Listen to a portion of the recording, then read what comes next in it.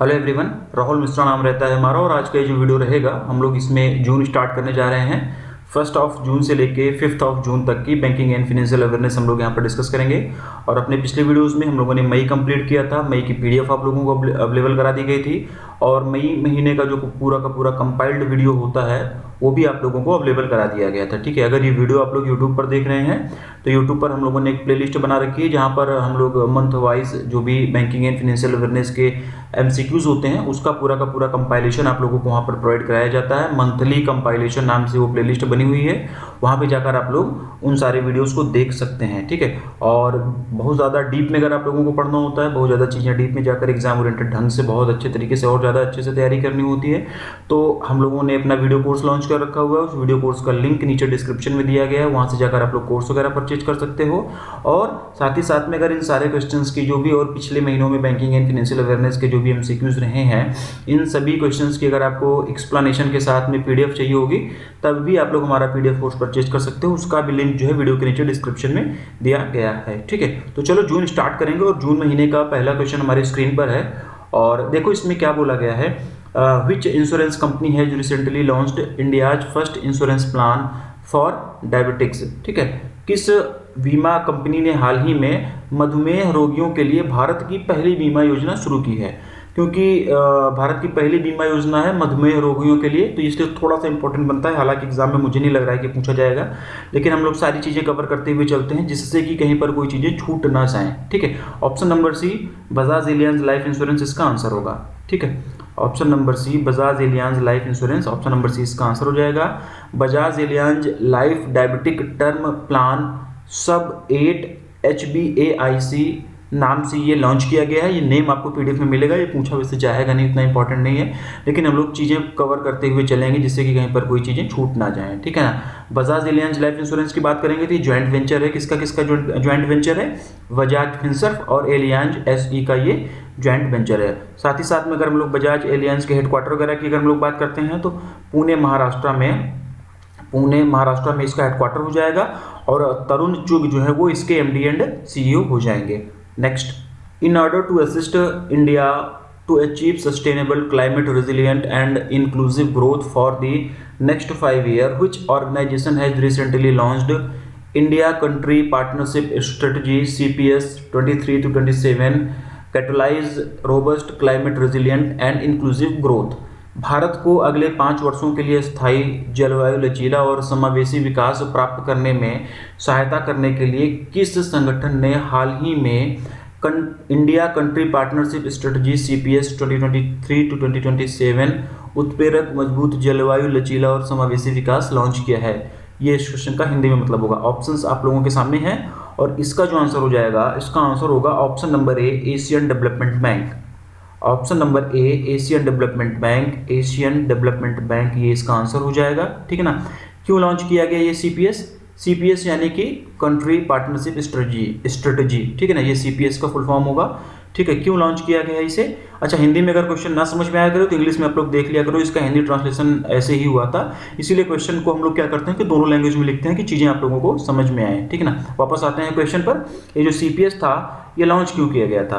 तो मजबूत climate resilient और समावेशी विकास में भारत का सहयोग करने के लिए CPS लॉन्च किया गया था एशियन डेवलपमेंट बैंक के द्वारा। ठीक है ना, 2047 में जब भारत की आज़ादी के 100 साल पूरे होंगे, ठीक है ना, 2047 में जब भारत की आज़ादी के 100 साल पूरे होंगे तो उस बात को ध्यान में रखते हुए इंडिया की नेशनल डेवलपमेंट प्रायोरिटीज़ को ध्यान में रखते हुए इस CPS को लॉन्च किया गया है। ठीक है ना, और ये जो CPS है इसके बेसिकली 3 पिलर हैं। ये जो CPS है कंट्री पार्टनरशिप स्ट्रेटजी, इसके 3 पिलर हैं। पहले पिलर की अगर हम लोग बात करेंगे तो उसका मतलब क्या नाम है, उसका क्या पिलर है उसका? Accelerate structure transformation and job creation, मतलब कि जॉब क्रिएशन को एक्सिलरेट करना है। ठीक है ना, ये चीज़ है। दूसरे पिलर की अगर हम लोग बात करेंगे तो दूसरा है promote climate resilient and green growth. ठीक है। क्लाइमेट रेजिलिएंट और ग्रीन ग्रोथ को प्रमोट करना तीसरा पिलर है। दूसरा पिलर है। तीसरे पिलर की अगर हम लोग बात करेंगे तो deep and social and economic inclusiveness, ठीक ना। सोशल और इकोनॉमिक इंक्लूसिवनेस को और ज़्यादा मजबूत करना और ज़्यादा गहरा करना और ज़्यादा डीप मतलब करना, ये इसका तीनों पिलर्स हैं। चीज़ें अगर नहीं समझ में आ रही होंगी तो थोड़ा सा याद करने की कोशिश करना, कई बार सारी चीज़ें समझना भी नहीं जरूरी होता है, और इस पर्टिकुलर क्वेश्चन का PDF पढ़ना तो थोड़ा सा वहाँ से जाकर चीज़ें और ज़्यादा क्लियर होंगी। इसके साथ साथ इसकी CPS की थीम्स की अगर हम लोग बात करें तो बेसिकली 4 थीम्स हैं इसकी। कौन कौन सी हैं, हालांकि PDF में भी आपको मिलेगा 4 के चारों थीम, वहाँ से एक बार पढ़िएगा आप इसे जरूर। पहली हो जाएगी डोमेस्टिक रिसोर्स मोबिलाइजेशन, दूसरी हो जाएगी gender equality and social inclusion, तीसरी हो जाएगी digitalisation, fintech and innovation ecosystem support, चौथी हो जाएगी रीजनल कोऑपरेशन एंड इंटीग्रेशन। ठीक, तो ये 4 के 4 इसके CPS के थीम्स हो गए, 3 पिलर आप लोगों को बताए गए। ये सारी चीज़ें याद रखना। 2047 में जब इंडिया अपनी आज़ादी के 100 साल पूरा करेगा तो इसलिए मतलब इसको ध्यान में रखते हुए सारी चीज़ें जो है लॉन्च की गई हैं। एशियन डेवलपमेंट बैंक की यहाँ पर बात हुई है तो एशियन डेवलपमेंट बैंक का हेडक्वार्टर ये मंडालुयांग मनीला फिलीपींस में होगा, और इसके जो हमारे प्रेसिडेंट हो जाएंगे मसात्सुगु असाकावा, ये इसके प्रेसिडेंट हो जाएंगे। In order to extend digital supply chain financing solution to small and medium-sized businesses (SMEs), which bank has recently partnered with UV, formerly known as Cred Avenue? Cred Avenue जो था उसका नया नाम UV है, या फिर ये कहें कि UV का पुराना नाम Cred Avenue था, ठीक है ना।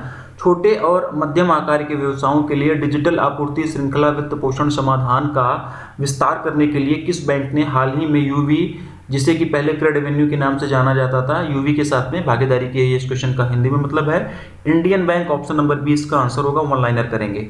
इंडियन बैंक ऑप्शन नंबर 20 का आंसर हो जाएगा, वन लाइनर ही करेंगे। बाकी बैंकों के जितने भी नाम ये दिए गए इनका सबका हेडक्वार्टर, ठीक है, इनकी सबकी टैगलाइन, इनका सबका MD एंड CEO, ये सारी चीज़ें आप लोग रिकॉल करते हुए चलोगे इसी टाइम पे। Next, According to a report released by the FDI Markets, a service from United Kingdom's UK Financial Times Limited, which country is the top source country for foreign direct investment in Dubai, UAE? ठीक है ना। United kingdom के UK के financial times limited की एक सेवा FDI markets द्वारा जारी एक रिपोर्ट के अनुसार दुबई संयुक्त अरब अमीरात में प्रत्यक्ष विदेशी निवेश के लिए कौन सा देश शीर्ष स्रोत देश है, ये इसमें पूछा गया है। वन लाइनर ये भी रहेगा, और इसका जो आंसर होगा option number A India. Option number A India इसका आंसर होगा। Who has recently been appointed as the MD and CEO of the UCO bank? हाल ही में यूको बैंक के MD एंड CEO के रूप में किसे नियुक्त किया गया है, ये इस क्वेश्चन में पूछा गया है, और इसका जो आंसर होगा Ashwini Kumar, option number C। Option number C Ashwini Kumar, ये इसका आंसर हो जाएगा, ठीक है। और ये अश्विनी कुमार जी जो हैं ये इंडियन बैंक के एग्जीक्यूटिव डायरेक्टर हैं, ठीक है, ये इंडियन बैंक के एग्जीक्यूटिव डायरेक्टर हैं, ठीक है। और इन्हें अब यूको बैंक का MD एंड CEO बनाया गया है, और ये रिप्लेस किसको करेंगे, क्वेश्चन ये भी पूछा जा सकता है। तो ये सोमा शंकर प्रसाद को ये रिप्लेस करेंगे। सोमा शंकर प्रसाद जी जो हैं वो 31 मई 2023 को रिटायर हो चुके हैं। उनकी जगह पर अश्विनी कुमार जी को यूको बैंक का नया MD एंड CEO बनाया गया है। यूको बैंक की यहाँ पर बात हुई है, कोलकाता वेस्ट बंगाल इसका हेडक्वार्टर होगा। ऑनर्स योर ट्रस्ट, ये इसकी क्या हो जाएगी, टैगलाइन हो जाएगी, ठीक। Next, in order to launch voice banking solution to eliminate language barriers across India, reserve bank innovation hub has recently partnered with which of the following technical institutes? भारत भर में भाषा बाधाओं को खत्म करने के लिए वॉइस बैंकिंग समाधान लॉन्च करने के लिए रिजर्व बैंक इनोवेशन हब ने हाल ही में निम्नलिखित में से किस तकनीकी संस्थान के साथ में साझेदारी की है, भागीदारी की है, ये इसमें पूछा गया है, ठीक है। और इसका जो आंसर हो जाएगा both A and B, option number C both A and B, यानी कि IIT मद्रास रिसर्च पार्क और IITM इंक्यूबेशन सेल, इन दोनों के साथ में reserve bank of India innovation hub ने अभी हाल ही में पार्टनरशिप किया हुआ है, जिससे कि वॉइस बैंकिंग सोल्यूशन लॉन्च किया जा सके, और इस वॉइस बैंकिंग सोल्यूशन के माध्यम से पूरे देश भर में जो लैंग्वेज बैरियर होता है उसको एलिमिनेट किया जा सके, उसको कम किया जा सके, ठीक ना। फिर से थोड़ा सा एक्सटेंड करते हैं, थोड़ा सा और एलिब्रेट करते हैं। वॉइस बैंकिंग सोल्यूशन के माध्यम से बैंक जो ये वॉइस बैंकिंग सोल्यूशन लॉन्च किया जाएगा, इसके माध्यम से बेसिक बैंकिंग ट्रांजैक्शंस वॉइस के थ्रू ही की जा सकेंगे, आवाज़ के तरीके से ही आवाज़ के माध्यम से ही बोल के ही किया जा सकेगा। Initially Hindi, Tamil, Telugu, English language ही रहेंगी इसमें, ठीक है ना। हिंदी, तमिल, तेलुगु और इंग्लिश, ये 4 लैंग्वेज ही रहेंगी इनिशियली इसमें। बाद में डेवलपमेंट और होता रहेगा, लैंग्वेज वगैरह बढ़ाई जाती रहेंगी। और इसके साथ साथ इन तीनों ने, कौन से तीनों ने, इसके साथ साथ इन तीनों ने SBI, axis bank, Kotak Mahindra bank, IDFC first bank के साथ भी वॉल्टर वॉइस बैंकिंग हैकाथॉन के लिए पार्टनरशिप किया हुआ है। और ये हैकाथॉन जो है IIT मद्रास रिसर्च बैंक में होगा। कौन कौन लोगों ने पार्टनरशिप किया हुआ ये याद रखो, reserve bank innovation hub, IIT Madras research park और IITM इंक्यूबेशन सेल। ये तीनों लोग जो हैं, ये तीनों संस्थाएं SBI, axis bank, Kotak Mahindra bank, IDFC first bank के साथ में पार्टनरशिप किया हुआ है। क्यों पार्टनरशिप किया हुआ है? वॉल्टर वॉइस बैंकिंग हैकाथॉन में भाग लेने के लिए। और ये हैकाथॉन कहाँ पर होगा? ये hackathon IIT Madras research park में होगा। तो option number C both A and B इसका आंसर हो जाएगा। Employees Provident Fund Organization has recently released payroll reporting data analysis in May 2023. According to this data analysis, which state has recorded the highest number of formal job creation? कर्मचारी भविष्य निधि संगठन ने हाल ही में मई 2023 में पेरोल रिपोर्टिंग डेटा विश्लेषण जारी किया है। इस डेटा के अनुसार किस राज्य ने सबसे अधिक औपचारिक रोजगार सृजन किया है, ये इस क्वेश्चन में पूछा गया है। और इसका जो आंसर होगा ऑप्शन नंबर ए महाराष्ट्र। ऑप्शन नंबर ए महाराष्ट्र इसका आंसर हो जाएगा। टू द पॉइंट चीज़ों पर हम लोग आते हैं। ये जो डाटा रिलीज किया गया किसके द्वारा रिलीज किया गया? EPFO के द्वारा।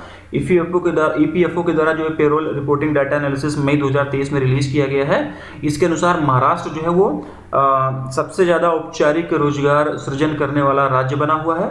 और इस डेटा से संबंधित और भी जो चीज़ें हैं उसको हम लोग टू द पॉइंट यहाँ पर जानने की कोशिश करते हैं। नोट्स वगैरह आप लोग अगर बनाते हैं तो बनाइएगा, ठीक है। इस रिपोर्ट के अनुसार भारत में फाइनेंशियल ईयर 2023 में लगभग 1.39 करोड़। इस रिपोर्ट के अनुसार भारत में फाइनेंशियल ईयर 2023 के दौरान लगभग 1.39 करोड़ लोगों को नई फॉर्मल जॉब मिली हुई है, जो कि फाइनेंशियल ईयर 2022 की तुलना में 13% ज़्यादा है, ठीक ना। फाइनेंशियल ईयर 2022 के कंपैरिजन में 2023 में जो है वो उसके मतलब 13% ज़्यादा है, 13% ज़्यादा है, ठीक ना। अगर थोड़ा सा और डीप में जाते हैं तो फाइनेंशियल ईयर 2023 में कितना जॉब मतलब हुआ? तो 1,38,51,600 मैं लिख रहा हूँ, 1,38,51,689 करोड़। ये बात हो गई किसकी? 23 की। फाइनेंशियल ईयर 2022 की अगर बात करेंगे तो 1,22,34,625, ठीक है ना, करोड़, ठीक। तो इससे यहाँ पर आने में 13% की बढ़ोतरी हुई है, ठीक है। और फॉर्मल जॉब क्रिएशन के मामले में महाराष्ट्र टॉप पर रहा। ये इस क्वेश्चन में पूछा गया था, महाराष्ट्र टॉप पर रहा। और महाराष्ट्र ने टोटल जॉब क्रिएशन का लगभग 22% अकेले दिया हुआ है। ये जो टोटल इतनी जॉब क्रिएट हुई हैं इसका 22% अकेले महाराष्ट्र ने ही दिया है। महाराष्ट्र में ही जॉब क्रिएट की गई हैं। 2017 से महाराष्ट्र लगातार जॉब क्रिएशन में टॉप पर रहा है। और महाराष्ट्र के बाद सेकंड नंबर पर तमिलनाडु आता है, थर्ड नंबर पर कर्नाटका आता है, फोर्थ नंबर पर हरियाणा आता है, हरियाणा में भी जॉब क्रिएशन अच्छा हुआ है, फिफ्थ नंबर पर गुजरात आता है, ठीक ना। और बात करें सबसे कम जॉब क्रिएशन में कौन सा राज्य रहा? तो आसाम एक ऐसा राज्य था, आसाम में सबसे कम जॉब क्रिएशन हुई है, ठीक। तो ऑप्शन नंबर ए महाराष्ट्र इसका आंसर होगा। Which union minister has recently launch the mobile app PM Swanidhi for street vendors to ease their loan application process under the PM Street Vendors Atmanirbhar Nidhi PM Swanidhi scheme? किस केंद्रीय मंत्री ने हाल ही में street vendors के लिए PM street vendors Atmanirbhar Nidhi योजना के तहत अपने ऋण आवेदन प्रक्रिया को आसान बनाने के लिए mobile app PM Swanidhi launch किया है? ये इसमें पूछा गया है, ठीक है। और इसका जो आंसर हो जाएगा हरदीप सिंह पुरी, ऑप्शन नंबर ए हरदीप सिंह पुरी इसका आंसर हो जाएगा। और ये हरदीप सिंह पुरी जी हैं कौन? तो ये हरदीप सिंह पुरी जो है union minister of housing and urban affairs हैं। इन्हीं के द्वारा ये ऐप लॉन्च किया गया है 1 जून 2023। 1 जून 2023 को इस योजना के टोटल 3 साल पूरे हुए, ठीक ना। और इसी उपलक्ष्य में एक इवेंट आयोजित किया गया था और उस इवेंट के दौरान ये ऐप लॉन्च किया गया। 1 जून 2020 को ये योजना लॉन्च की गई थी। Next, in order to launch the first of its kind digital fashion co-branded credit card, which bank has recently partnered with Myntra? अपनी तरह का पहला डिजिटल फैशन को ब्रांडेड क्रेडिट कार्ड लॉन्च करने के लिए किस बैंक ने हाल ही में मिंत्रा के साथ में भागीदारी की है, साझेदारी की है, इसमें पूछा गया है। और इसका जो आंसर होगा Kotak Mahindra bank, option number C, Kotak Myntra credit card. फिर से सुनो, कोटक मिंत्रा क्रेडिट कार्ड नाम से ये क्रेडिट कार्ड मास्टर कार्ड और रुपे नेटवर्क पर अवेलेबल होगा। बस इतना ही पढ़ेंगे। बैंकों का headquarter, MD and CEO, tagline, ये सब कुछ याद करना आप लोगों की नैतिक जिम्मेदारी बनती है और अपनी नैतिक जिम्मेदारी हर क्वेश्चन के साथ आप लोग निभाते रहिए। In order to launch India's first heat index based insurance plan to provide financial compensation to move dairy farmers, which insurance company has recently partnered with move pay private limited, IBISL network and insurtech startup GramCover. ठीक है, mark dairy किसानों को वित्तीय मुआवजा प्रदान करने के लिए भारत की पहली हीट इंडेक्स आधारित बीमा योजना शुरू करने के लिए किस बीमा कंपनी ने हाल ही में move pay private limited, IBISL network और इंश्योरटेक स्टार्टअप ग्राम कवर के साथ में भागीदारी की है? बहुत ज़्यादा इंपॉर्टेंट नहीं है ये question exam point of view से, लेकिन पढ़ेंगे। HDFC Ergo general insurance, option number D इसका आंसर होगा। 1 लाइनर ही करेंगे, थोड़ी बहुत इन्फॉर्मेशन PDF में मिलेगी, डीप में बहुत ज़्यादा नहीं जाएंगे, एग्जाम पॉइंट ऑफ व्यू से उतना इंपॉर्टेंट नहीं है। In order to provide customers with all the financial products under one platform, Manappuram finance limited has recently launched a new digital lending platform by which name? ग्राहकों को एक मंच के तहत सभी वित्तीय उत्पाद प्रदान करने के लिए मनापुरम फाइनेंस लिमिटेड ने हाल ही में किस नाम से एक नया डिजिटल ऋण मंच लॉन्च किया है? ये इसमें पूछा गया है और इसका जो आंसर हो जाएगा ऑप्शन नंबर बी, माँ मनी। ठीक है, ऑप्शन नंबर बी, माँ मनी इसका आंसर हो जाएगा। ऑप्शन नंबर बी, माँ मनी इसका आंसर हो जाएगा। इनिशियली टायर 2 और टायर 3 के कस्टमर्स को टारगेट किया जाएगा इसके माध्यम से। ठीक है ना, थोड़ा सा एलिब्रेट करते हैं। मनापुरम फाइनेंस लिमिटेड अपने सारे के सारे फाइनेंशियल प्रोडक्ट जो है एक ही प्लेटफॉर्म पे लॉन्च करने जा रहा है। एक ही प्लेटफॉर्म के माध्यम से कस्टमर्स तक पहुंचाने के लिए एक नया डिजिटल लैंडिंग प्लेटफॉर्म लॉन्च किया और ये जो नया डिजिटल लैंडिंग प्लेटफॉर्म है उसका नाम क्या है? उसका नाम है माँ मनी। बस यही इसमें मतलब पूछा गया था, तो ऑप्शन नंबर बी इसका आंसर हो जाएगा। अगला और लास्ट क्वेश्चन देखेंगे हम लोग इस वीडियो का। The insurance regulatory and development authority of India IRDAI has recently identified which life insurance company as the acquirer insurer of the business of Sahara India Life Insurance Company?